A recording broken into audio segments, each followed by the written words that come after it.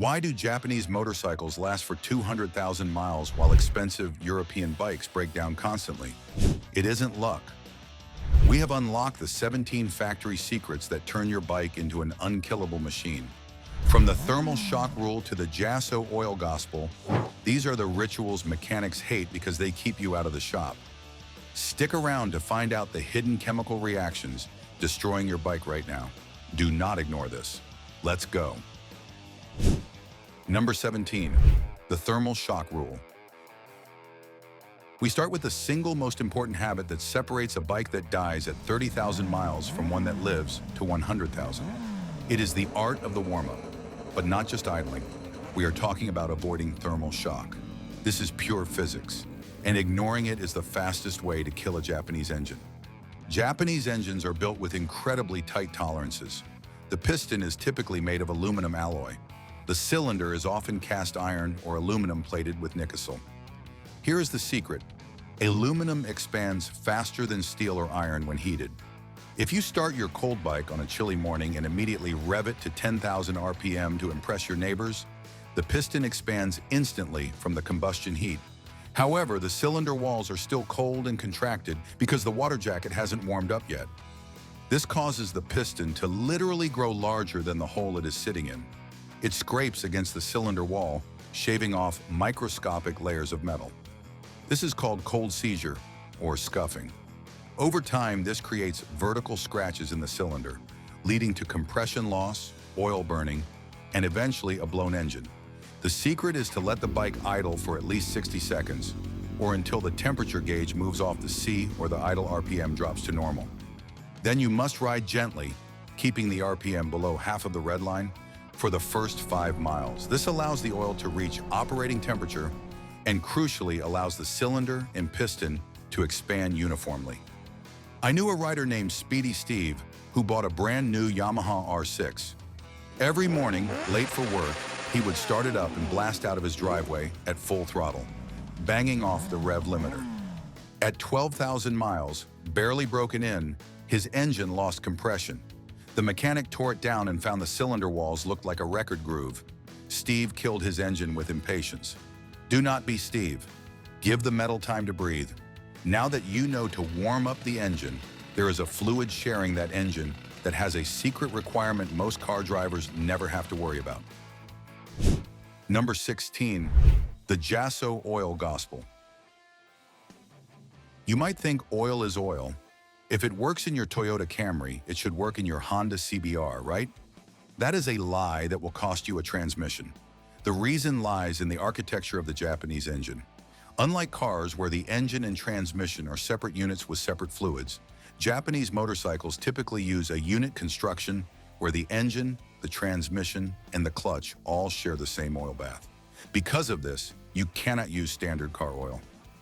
Modern car oils contain friction modifiers to make them incredibly slippery for better fuel economy.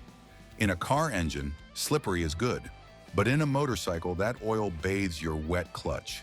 Your clutch relies on friction to grab and transfer power. If you put that slippery car oil in your motorcycle, those friction modifiers soak into the fiber plates of your clutch. The result? The clutch starts to slip. At first, you won't notice it. Then, under hard acceleration, the revs will rise, but the bike won't speed up.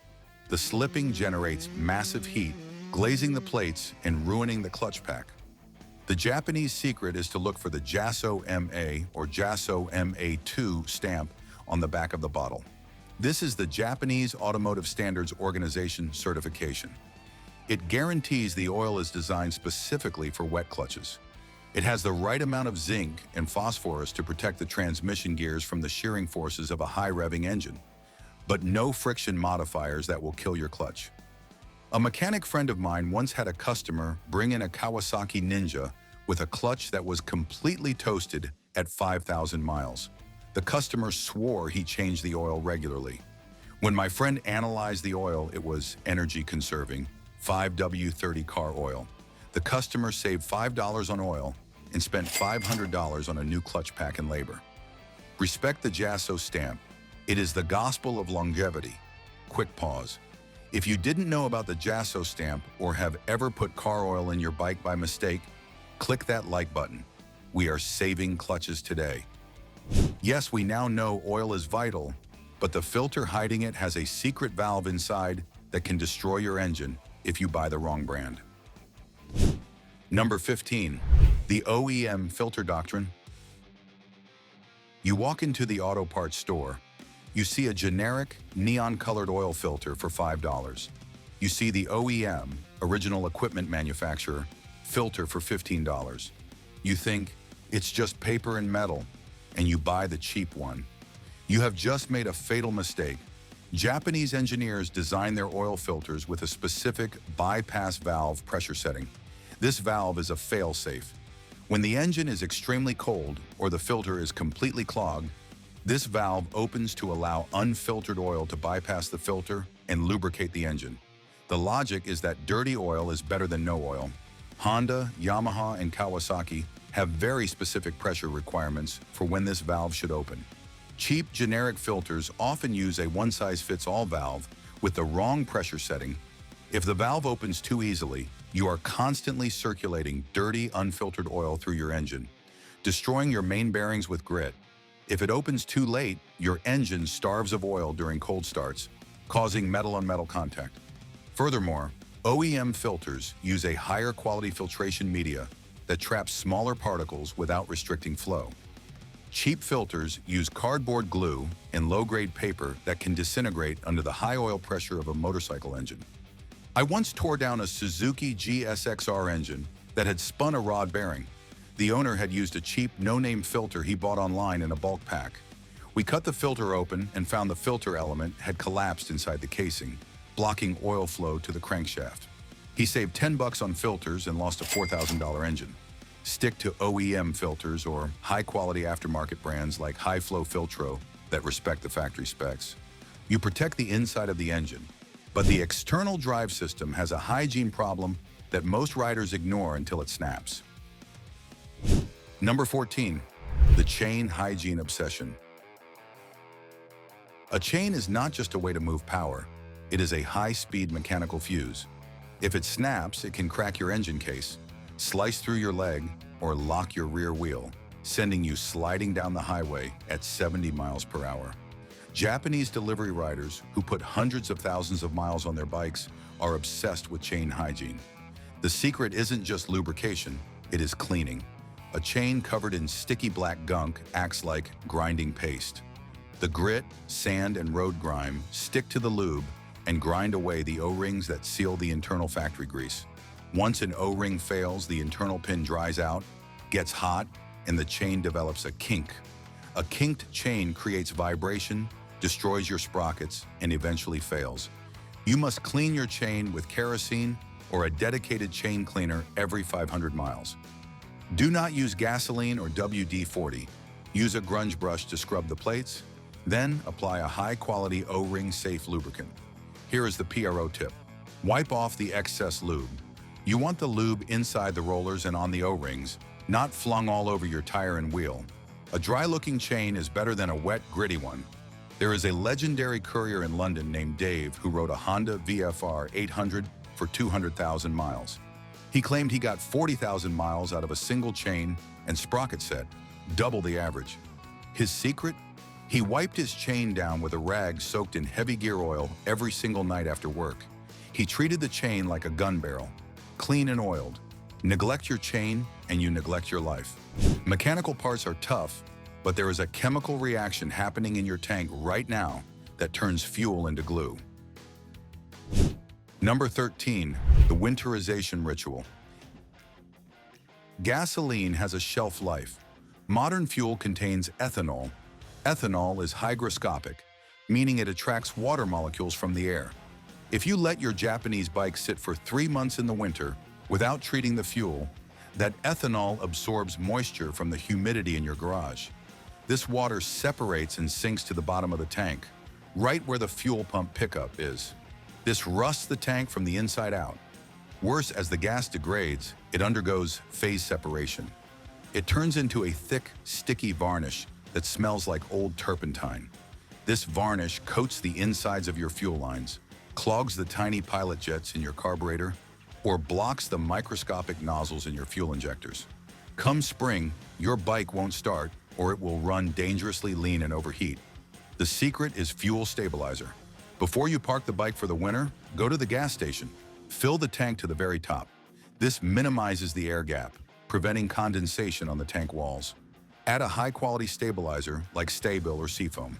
Then, crucial step, run the engine for 10 minutes. You need the treated fuel to flow through the lines and into the injectors or carb bowls. I bought a non-running Kawasaki Ninja, 250 for $500 once. The previous owner said the engine was blown. I opened the carburetors and found them glued shut with green slime, old ethanol fuel. I cleaned them and the bike ran perfectly. He sold a good bike for pennies because he didn't spend $5 on stabilizer. Don't let ethanol kill your ride. Fuel isn't the only liquid turning into acid. Your cooling system is slowly eating itself from the inside out. Number 12, the coolant flush discipline. Most riders ignore their radiator until steam is shooting out of it on the highway. But Japanese bikes use aluminum engines, and old coolant turns into acid that eats aluminum. This process is called electrolysis. Over time, the corrosion inhibitors in your coolant break down. As the fluid flows over dissimilar metals, it becomes conductive. It effectively turns your cooling system into a battery. This acidic fluid starts eating the water pump impeller, the radiator core, and crucially, the head gasket. By the time you see a leak, the internal damage is catastrophic. The Japanese service manual will tell you to flush the coolant every 2 years. Do not ignore this. You must use silicate-free coolant designed for aluminum motorcycle engines. If you use standard green car coolant with silicates, the abrasive particles can destroy the delicate mechanical seal in your water pump, causing it to weep. A friend of mine ignored the coolant on his Honda Goldwing for 10 years. It still looks green, he said. One day, the bike overheated on a tour. The mechanic found that the coolant passages in the cylinder head were completely corroded and blocked with white aluminum oxide sludge. The engine was scrap. 2 years. Flush it. No excuses. Fluids are cheap, but skipping the next mechanical check requires tearing the head off the engine, and most riders are too scared to do it. Number 11, the brake fluid clock.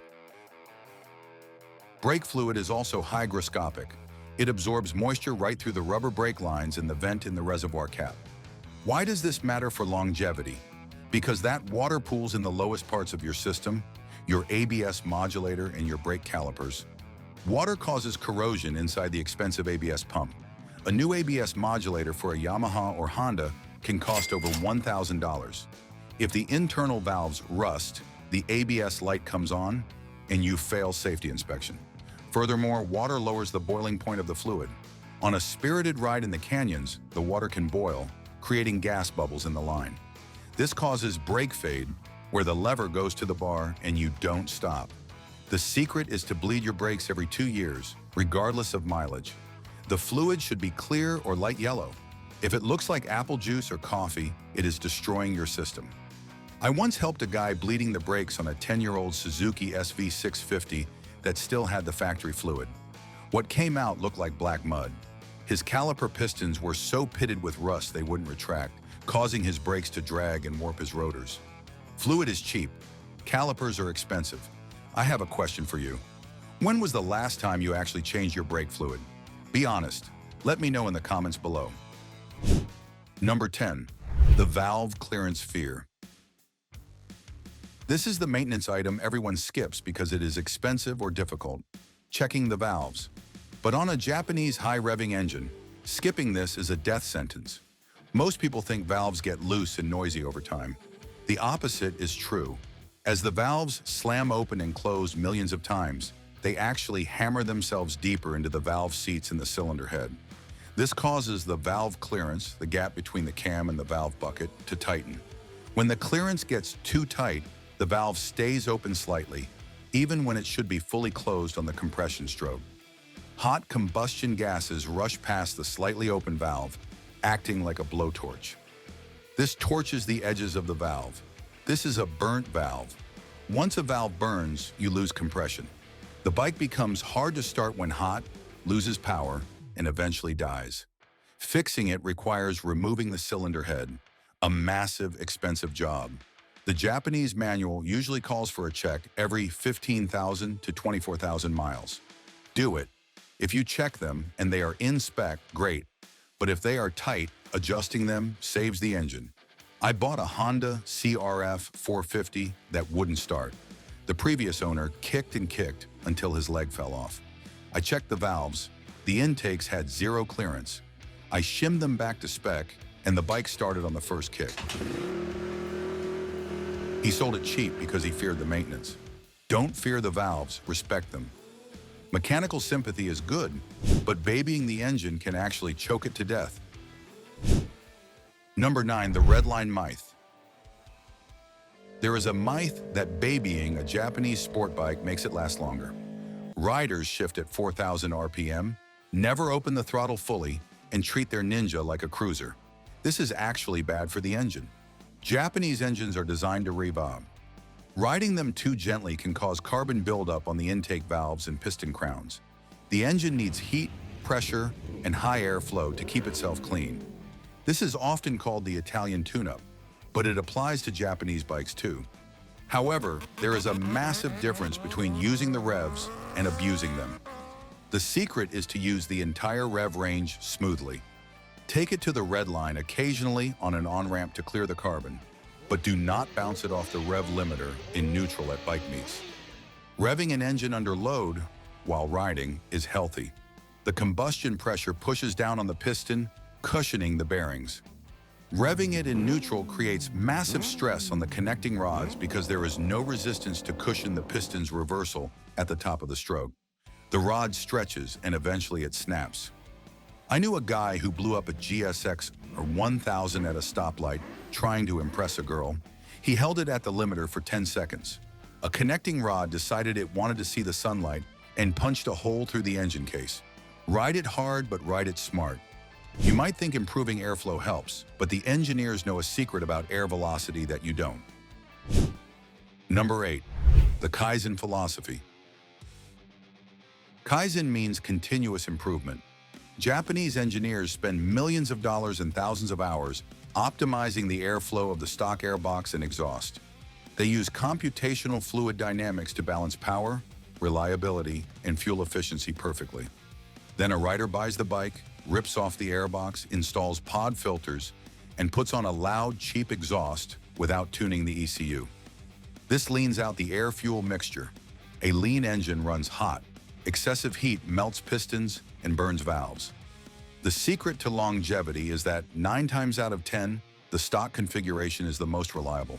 The stock airbox is designed to create resonance that boosts mid-range torque.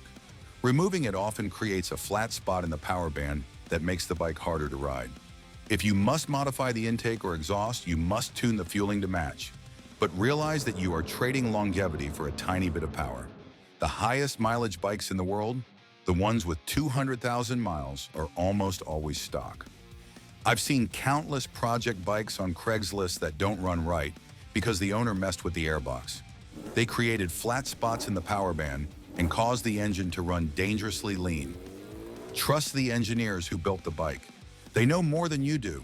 Engine mods are big, but a tiny cable adjustment is silently burning your wallet every time you ride.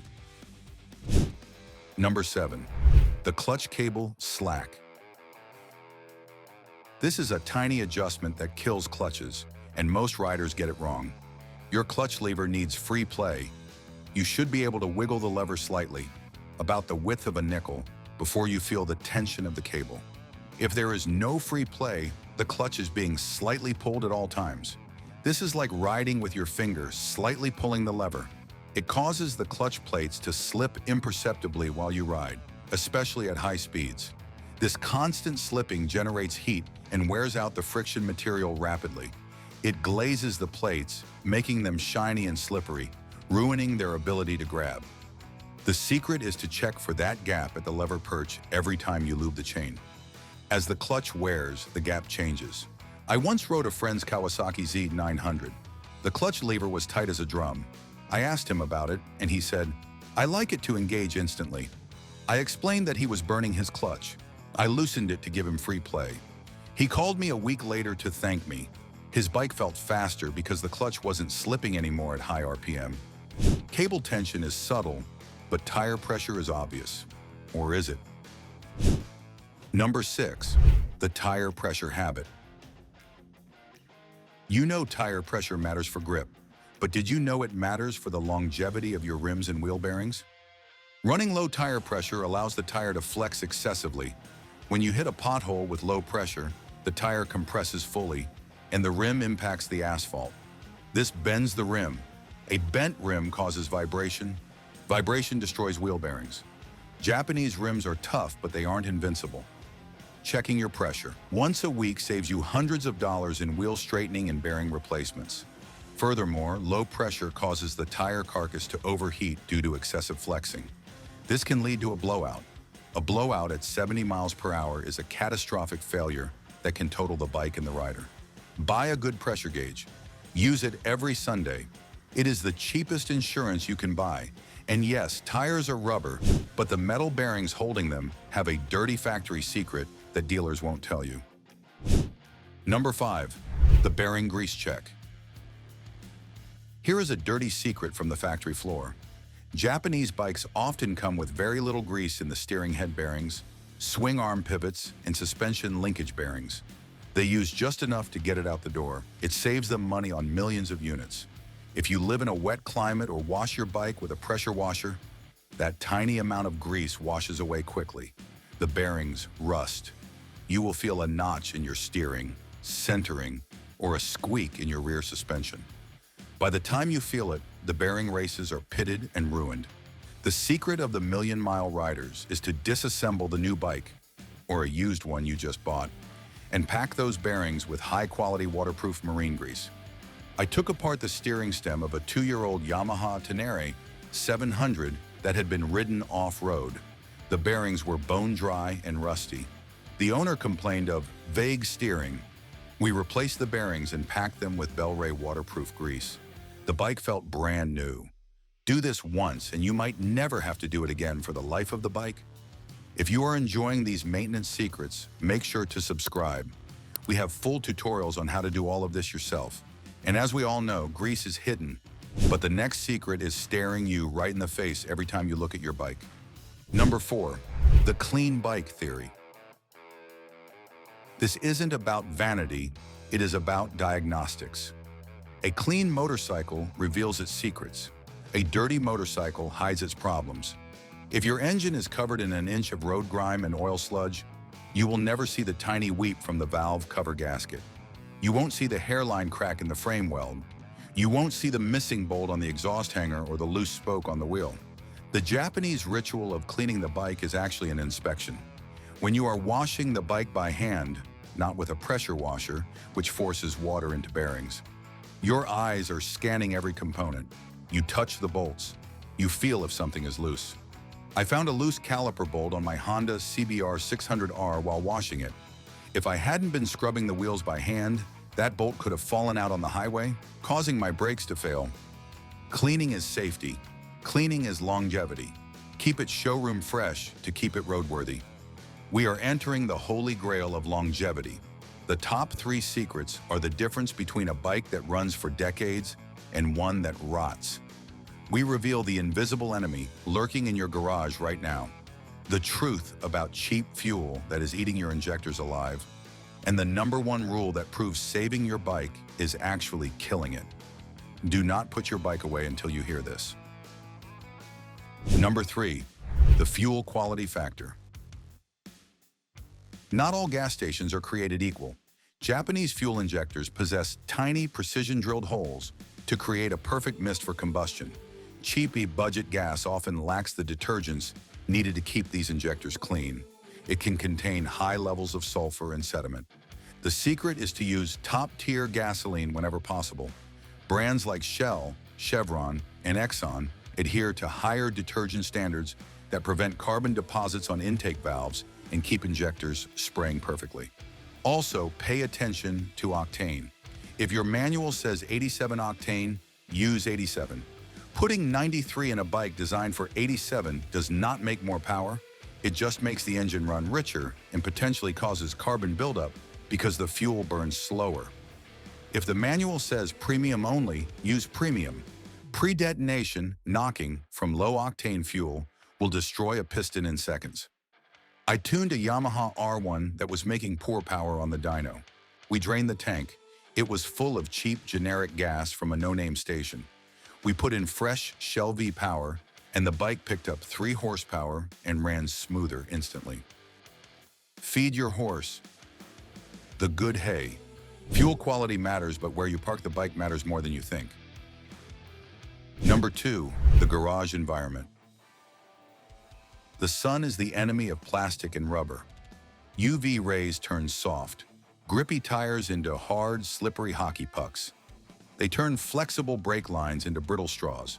They fade the anodizing on your forks, crack your dashboard, and turn your seat into a crispy brick. The secret to a bike that looks and performs like new after 20 years is indoor storage. If you don't have a garage, you must use a high-quality, breathable motorcycle cover. But moisture is also an enemy. Storing a bike on bare concrete in a damp garage can cause sweating, where condensation forms on the metal parts, rusting them from the bottom up. The pro tip? Park your bike on a piece of carpet or a rubber mat. This insulates the tires and engine from the cold, damp concrete. I saw a 1990 Honda RC30 recently that looked like it just rolled off the production line. The owner kept it in a climate-controlled garage under a sheet on a piece of carpet. A similar bike stored outside under a tarp would be a rusted pile of junk. Environment is everything.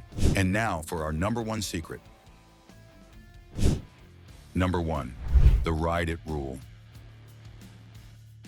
A motorcycle is like a living organism. It needs to move to survive. The worst thing you can do to a Japanese motorcycle is let it sit. The absolute best way to make a motorcycle last forever is to ride it regularly. Heat cycles keep the seals flexible. Circulating oil prevents rust. Fresh fuel prevents clogs. Getting the engine hot boils off the condensation in the oil. I have seen low-mileage garage queens with 2,000 miles that leak oil from every gasket and run terrible because they sat for 10 years. Conversely, I have seen Honda Goldwings with 300,000 miles that run like Swiss watches because they are ridden every single day. Do not save the bike for the next guy. Riding it is the maintenance. The mileage is a badge of honor, not a depreciation metric. The Japanese engineers built it to move. Honor their work by twisting the throttle. Want to continue the ride? Click on the next video, and before you go, click that like button, subscribe, and ride safe. I'll catch you in the next one.